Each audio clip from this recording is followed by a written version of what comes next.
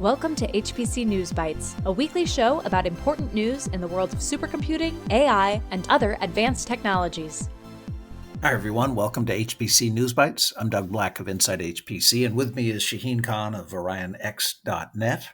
As is so often the case lately, the intensifying geopolitical struggle between the US and China is dominating the world of supercomputing and big AI. China is an issue with the power to unite US politicians of all stripes.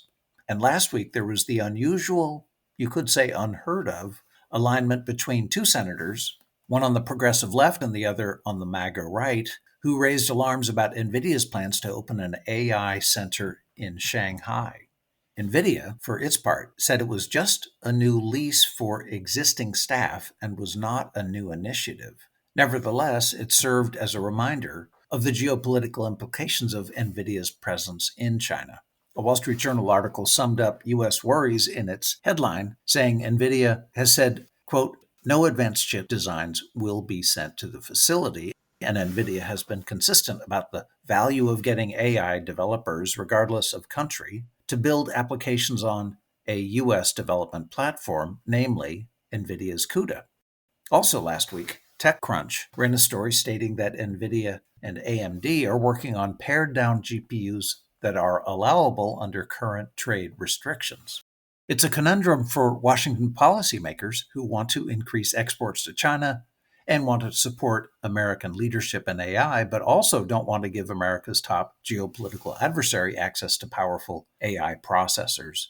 And we should remember what our recent guest on the @HPC podcast, Dr. Handel Jones, said about chip export restrictions to China, that they have been very effective in holding back China's progress in AI. So how to draw a balance between these conflicting goals is a major challenge. Speaking of trade restrictions, they have now been extended to include chip design software. Top vendors in electronic design automation, EDA software, are Cadence, Synopsys, Siemens EDA, which used to be called Mentor Graphics before Siemens in Germany acquired the company for $4.5 billion in 2017, and Ansys, which has its beginnings in structural analysis but has expanded into EDA and other areas. In fact, all these companies are growing and acquiring other companies and generally trying to provide very comprehensive, integrated, multi-physics engineering design capabilities across all kinds of disciplines. They all said they will comply, but this is likely to impact Synopsys the most since it did about $1 billion of business in China in 2024, compared to about $500 million for Cadence and about $125 million for Ansys.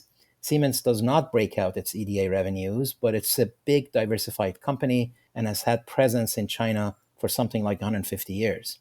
Getting back to chips, you've all seen Nvidia's earnings, which beat expectations, coming in at $44.06 billion for the quarter, despite a $5 billion write-off and saying that it missed out on $2.5 billion of business in China due to trade restrictions. It said it will do just under $46 billion next quarter, so their year-over-year comparisons are going to start sounding more normal. In the coverage of all these, there was some pricing information about chips. Reuters' article mentioned Nvidia's chips for China, based on the Blackwell architecture, would be priced in the $6,500 to $8,000 range, compared to the H20 chips that would be higher performance and go for $10,000 to $12,000 each. That's a bit of a clue on how their high-end chips would go for and how it all adds up to the billions in revenues. Continuing with HPC AI's place in the struggle between the US and China, two major Chinese tech companies, server and supercomputer maker Sugon and chip company Hygon, announced last week they will merge, and the result could be an integrated server and CPU maker capable of developing significant supercomputing power. Sugon, also known as Dawning Information Industry Company, has used chips from Hygon and is no stranger to supercomputing. In the June 2020 Top 500 list of the world's most powerful supercomputers, it had 68 systems in the top 100. Hygon, also known as Tianjin-Hygon Advanced Technology Investment Company, got a license to AMD's first-generation Zen x86-64 architecture in 2016 and has produced a mid-range variety of such chips. A story in The Register said that Chinese media recently reported Hygon plans to unveil CPU with 128 cores and capable of running 512 threads, 4 threads for each core, which is something Intel and AMD CPUs are not capable of. The U.S. Bureau of Industry and Security in 2019 added both companies to its entity list of companies suspected of conducting activities contrary to U.S. national security and foreign policy interests. Besides the geopolitical angle, the technology trend here is the rebirth of the vertically integrated systems company, where it's all built in-house. You could say Nvidia ignited this trend with their DGX and HGX strategy, where they design it but do not quite manufacture or sell it. You have to buy it from vendors in the Nvidia partner network who are expected to add some kind of value, say total solution integration and professional services. Then AMD joined the fray with the acquisition of ZT Systems for $4.9 billion. It was announced in August 2024 and closed earlier this year in March 2025, with the idea that AMD would keep ZT Systems design and engineering teams and divest its data center infrastructure manufacturing business. AMD just announced that it has done that, working out a $3 billion deal with Sanmina Corporation. Sanmina is a big electronics manufacturing services EMS company based in the US with some 35,000 employees and about $7.5 billion in revenue and offices in 21 countries. Sanmina's Viking Enterprise Solutions Group has its roots in a company called New ISIS, formed in 2000 to build systems based on the then new AMD Opteron chip. New ISIS also had very interesting CC NUMA technology called Horus and then renamed Extendiscale, which could enable 32 processor shared memory systems, an architecture that is now very popular with high-end AI systems. Sanmina acquired New ISIS in 2003 and renamed it Viking in 2018 when the division expanded to include storage. Right around the time Sanmina acquired New ISIS, Cray acquired Actiga Bay and Sun acquired Kialia, both of which were also focused on Opteron-based systems. Vertical integration is how the computer industry started, with mainframes and mini-computers which built everything from chips and disks to apps. The company NCR was a famous case study when the trend went the other way, and companies that specialized in a system component were providing much better technology than those who did the whole thing themselves. The trend started with peripherals and then the OS and then moved to everything else. It fueled and benefited from open systems which used open standards to simplify integration.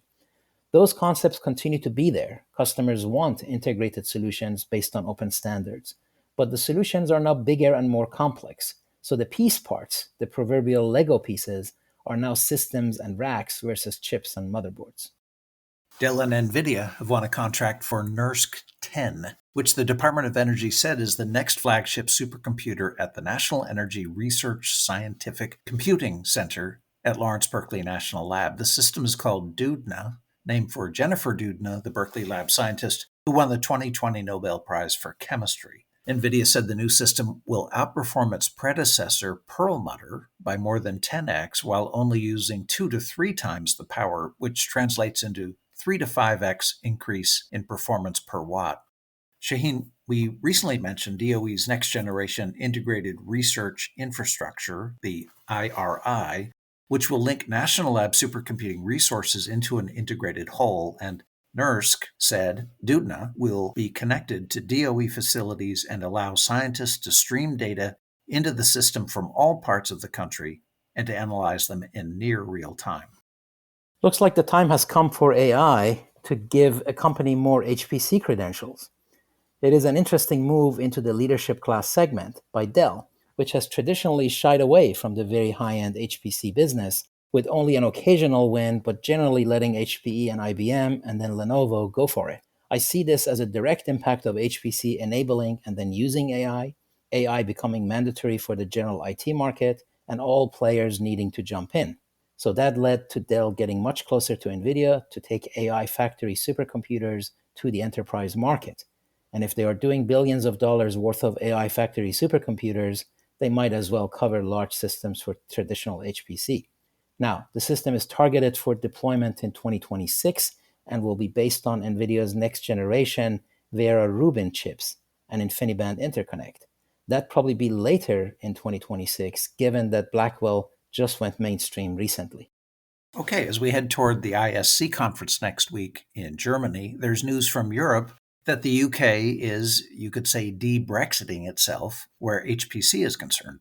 The UK officially joined the European High Performance Computing Joint Undertaking, Euro HPCJU, in May 2024, providing the UK with free access to Euro HPC resources. Furthering this effort, public sector organizations in the UK have been invited to host an AI factory antenna, part of an EU-wide effort to link British research expertise to its advanced supercomputers across Europe. We used to talk about an information factory years ago, so kudos to Nvidia to make AI factory a thing in day-to-day vocabulary. We're some ways off from a real data supply chain, which is when it will really start looking like a factory. Which reminds me, the word factory is from the Latin word factorium, meaning place of doers, makers, presumably meaning actual people who make things. So we shall see how the meaning holds up. Anyway, it's good to see this, and it will no doubt advance science. All right, that's it for this episode. Thank you all for being with us. HPC News Bytes is a production of Orion X in association with Inside HPC. Shaheen Khan and Doug Black host the show. Every episode is featured on InsideHPC.com and posted on OrionX.net. Thank you for listening.